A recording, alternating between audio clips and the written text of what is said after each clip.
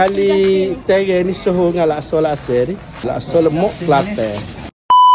Saya hari ni mari di Pasar Ketereh di daerah Ketereh, Jajah Kota Baru.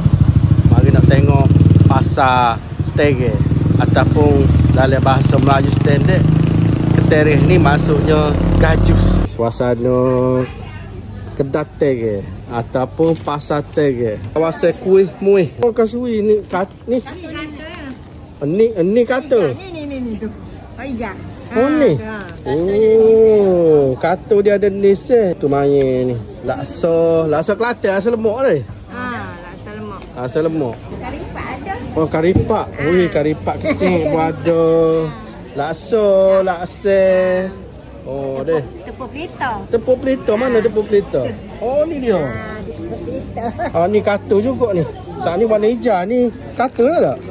Oh, saat ni warna koko pun tak?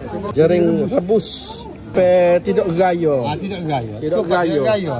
Topak pun tidak gaya juga. Banyak laksa sini ni, laksa pun tak? Laksa pun ada. Ni banyak laksa. Dia memang soho laksa kau kan?